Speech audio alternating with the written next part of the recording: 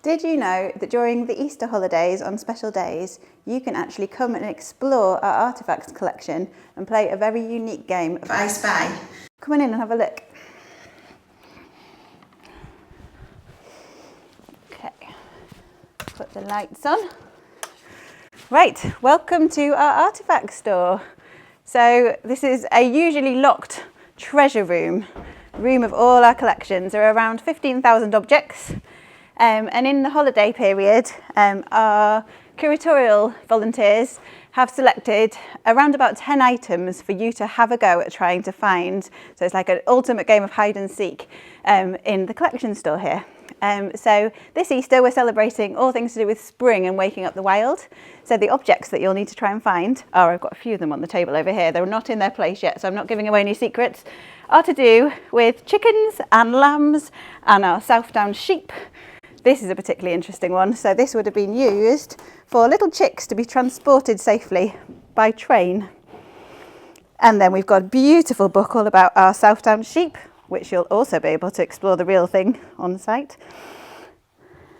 Another interesting thing that you'll be looking for are some little seed spoons. So these would measure out how many seeds you needed. Absolutely beautiful. So you'll pick up a trail booklet and you'll have a go at finding these selected items. And at the end, once you've ticked them off, you'll be given a special sticker to say well done. But I think the really unique experience about coming up here is not just looking and searching for the items you're looking for, but all the things around you.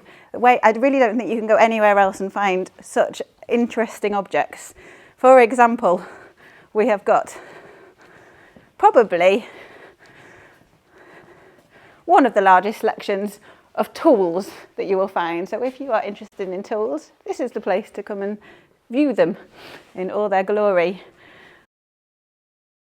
We've got things on dairying. We've got the wheelwright section. So everything's divided into its own sections. Look at all these chimney pots. And this is one of my favourites.